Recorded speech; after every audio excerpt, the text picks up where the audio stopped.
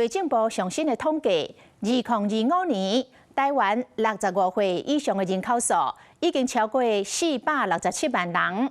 台灣正式進入超高齡社會。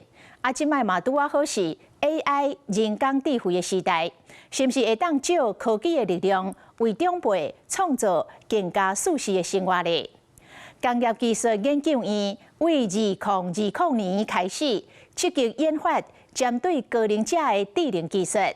其中有一項是 AI 健康監測系統，會當打破掉地域的限制，掌握到長輩的健康數字。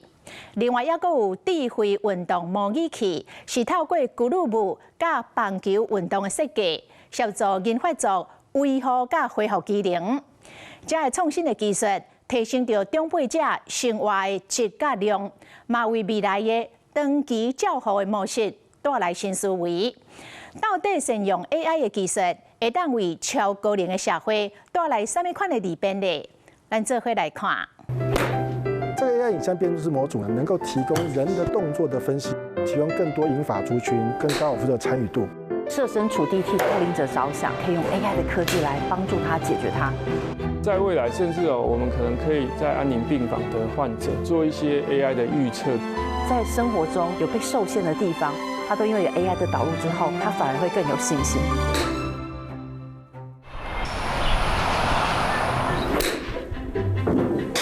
伫咧鬧熱的高爾夫俱樂部，來到這拍球的會員有真濟是年歲超過65歲退休的人，逐擺講球就親像因的第二人生，攏水開打球。我退休了，65，打了20-30年了，是假日球友。這樣子身體才會健康啊！只是想要待在家裡的話，是建議就不要退休，因為會老化啊。對啊，你一直就跟關在房子打電動的小朋友一樣。剛開始退休生活的賴女士，在咧球場講球的流利身手，看起來甲少年仔無輸無贏。因會當穩定拍球，關鍵就在咧這一套高爾夫 AI 的監測系統，即時分析當在收場講球的姿勢。我們的設備的話，其實是可以幫助他視覺化呈現以及數值化的呈現。因為可能很多人在打的時候，他打擊出去，但他不知道他的身體是不是有歪斜，或者是重心是不是有在左右腳的轉換。那我們可以透過我們的設備來看的話，它可以去幫助他去矯正他的動作。表現來看的話，其實沒有差太多，對，有一點點而已。那你這樣子也可以從畫面回播來知道說，你有一點小雞腿，那你下一球來說的話，你就可以來調整。視覺化來說，我們來這樣子擊球之後，我們可以暫停，那教練就可以看他要看重點，然後把它標出來，然後讓你知道說，其實沒有移動太多，那所以動作算是漂亮的。過去以來教練經驗判斷，如今加入 AI 輔助，很好啊，怎麼說還好？就可以知道自己姿勢哪裡是有問題的，因為自己打了老半天也看不到影像，不知道問題出在哪裡。輔助吧，因為老師他會跟你講你的問題在哪裡啊，可是機器的話變成你自己要去理解。我覺得退休以後更需要跟人互動，對，這個很重要。高爾夫球它本身就是一個比較着重核心穩定上面的運動。那銀髮族在這一塊本來就是比較缺乏的部分，所以他可以透過這個運動來幫助他的身體的平衡啊，然後防跌倒這些，去加強他的核心肌群。世界衛生組織定期65歲以上的人口佔比達到20%，成為超高齡社會國家。內政部2026年1月統計資料顯示，2025年65歲以上的人口數是4673159個人，佔20.06%，下過20%的界限。這嘛代表台灣正式進入超高齡社會。在這個世代，科技會當為老大人做代誌，看到愛依賴 AI 做工，才當順利達到一定標準。我們工研院就開始成立了 AI 的一個策略的小組哈，甚至更早之前就開始成立。那這個等於是說，我們一直希望說，我們永遠是擁抱最新科技，然後來應用在真實的解決這個社會的問題、產業的問題，不是為了 AI 而 AI。因為現在好多都是做 AI 的產品，我們反而是說，因為這件事情可以用 AI 的科技來幫助它解決它，所以我們才導入這樣科技去做這樣的一個最貼近的一個研發設計。天氣、體力攏是高齡者佇咧選運動項目的時陣，可能會面對挑戰。室內的虛擬練球場可以當提供其他選擇。基本上，我們是透過一個投影的方式，把一個虛擬球場投影到這畫面裡面來。所以，當這個人在打球的時候，他透過這個感測，球擊出去會落到一個虛擬球場上去。所以我們也看到那個軌跡跟它那個拋物線，都可以讓這個使用者同時看到。影像的回放可以讓你不需要透過一個被動式的鏡子的方式去看自己的動作。這個地方就是我們在做這個雲端平台的部分。那大家也可以看到說，畫面上已經跟你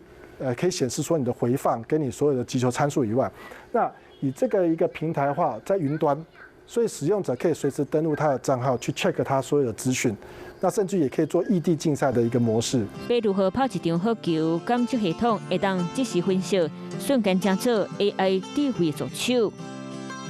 這個毫米波呢，是為了補足當我們今天在打影像的時候會有被遮蔽的問題，去補足這樣的一個資訊。那上面這台攝影機是針對人的動作做分析，那下面這2台攝影機是高速攝影機，是針對球體的偵測。所以我們也開發一個微型的一個小台的移動裝置。那透過這個小台移動裝置呢，能夠結合到這個剛剛我們所提到的這個影像的辨識跟所謂的球體的偵測的部分，基本上它所有的電量跟無線通訊都整合在一起。因為有 AI 的導入之後，它反而會更有信心。我覺得那個信心跟自信，反而是我們希望能夠和自尊，是我們希望有 AI 導入之後，讓高齡者覺得，我不是負擔，或是我對這個生活的自理能力更好。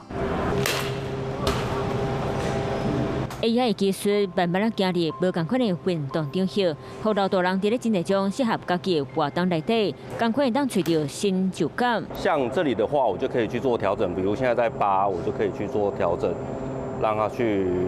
手動設定。那這個速度的話，我就先不變。那我可以儲存一下參數之後設定。按設定發球機之後，我們的設備它就可以直接做發球。以這樣的設計的話，對於銀髮族來說，可以去做一個客製化的這個參數調整。比如說，我可以把球速調到很慢，那甚至說我們也可以配合不同的球，不一定要做我們正式使用的那種缝線球。像我們現在這種球就是比較安全的，它比較軟。对，因為你一般的那種縫線球，它是皮質的，然後它是很硬。那如果是銀髮族啊，或者是我們有給那種國小的小朋友打過，他們就比較適合用這一種。這還就是我們自己開發的一個智慧的自動化的发球機。這邊的話就是一個控制发球機上下角度的馬達跟螺桿。這邊的話是3個感測器去控制我們发球機的一個位置做回饋。然後這個系統的話，它是控制发球機的一個左右，這些屬於自動控制的部分。那透過系統的話，我們就可以去用系統去透過這些參數，然後達到一個 AI 的應用。AI 技術讓上年紀的人會當輕鬆運動，不過防範任何傷害，尤其保護韌帶，嘛是愛做好萬全的準備。韌帶就是關節之間。骨頭跟骨頭之間，它會有一個像橡皮筋一樣的那個一個帶子。隨着老齡，它這個韌帶就會慢慢的磨損。最直接的就是那個十字韌帶那邊斷裂之後，你就需要靠人工韌帶，把這個骨頭跟骨頭之間這個連接起來。我們的一些長輩啊，他可能因為年紀大，所以他本身的就韌帶會變得比較脆弱，會發生一些跌倒啊，或是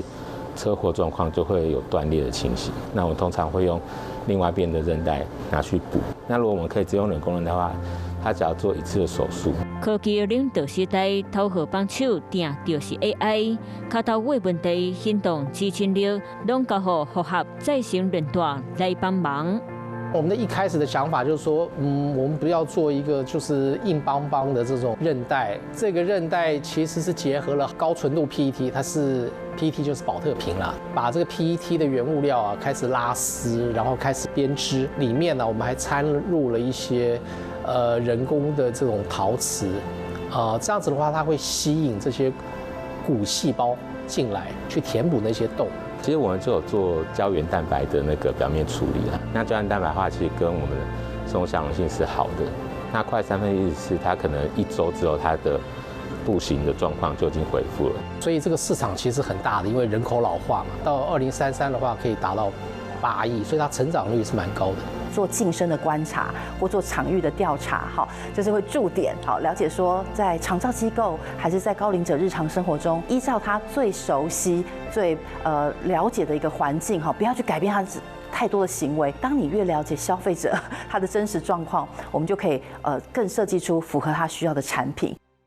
為預防傷害到受和受損，老大人的 AI 秘書要做代志也閣真多。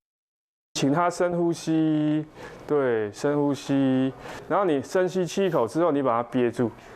憋住，对，憋住啊，憋住啊，憋住，憋住之後，其實它就會停住，10秒之後它就會嗶嗶嗶。假設他現在已經摔下來了，我是請他離開，對，那他這個就會馬上變離床，就開始叫，對，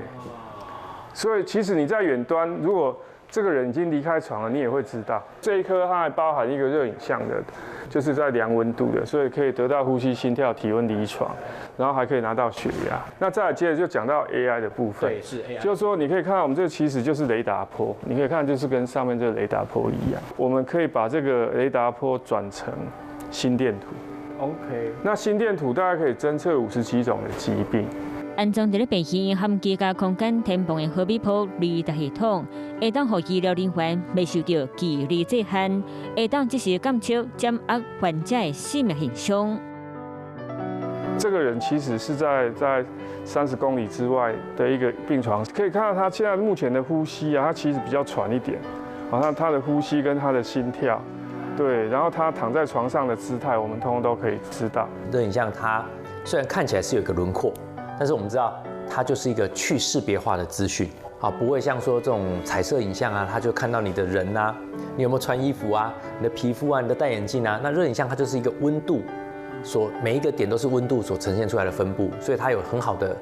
去識別化，那就是具有隱私的一個資訊。只要是有網絡的地方，這資料，因為它的資料其實比影像的資料還要來得小。你的家人如果在美國，或是有患者在美國，也都是可以直接看得到。在未來，甚至我們可能可以做一些 AI 的預測，比如說安寧病房的患者，他們在過世之前，可能有一段時間會回光返照，這時候在他的心率上會有一種特殊的頻率，我們可能可以在他要離開之前，可能在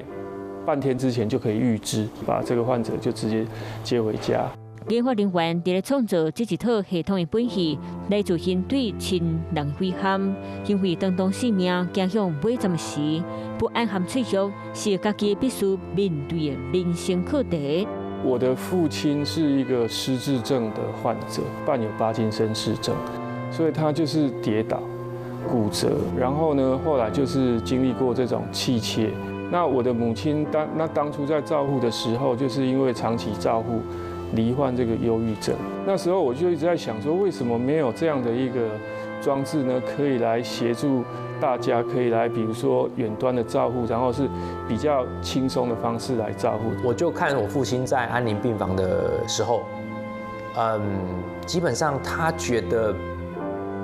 他既然都已經進安寧病房了，他不想要再被任何東西做量測。包含護士來說，啊，那個伯伯，我們來量一下血壓，量一下體溫，都被拒絕。那當時候如果這一套系統更快一點，他就在床上的這個上面，對不對？他不需要任何的 contact， 不會接觸到。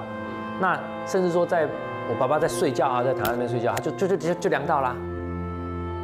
未來若加入系統監測功能，會讓居家照護愈多元，唔免時時去叫巡房，嘛減輕醫護人員的工作量。測呼吸、測心跳，這樣的一個基礎數據，它就只是一個被醫院的 SOP 要求一定要做的事情，並沒有說它需要非常專業的醫師的判斷。醫護人員在一般病房裡面也有分為說病人的狀況比較危險的，那他們可以花更大的心力去注意這個病症的這個變化。高齡其實是智慧的結晶，而且我覺得它對我們這個社會來說，我覺得要更擁抱高齡。好，你要相信，這樣的一個科技導入之後，我們可以讓每一個人他更有自信的生活，然後更優質的生活。我們相信它不是負擔，它是社會的資源。好，我相信這會讓我們的產業，會讓我們的所有的生活會過得更朝向一個比較正向的一個循環。為運動到健康的守護 ，AI 已經慢慢走入你我的生活當中。若是恁自己的科技民俗，佮甲是每一位時代人研發出的 AI 秘書，記錄健康、管控風險、陪伴人生旅途的每一道風景。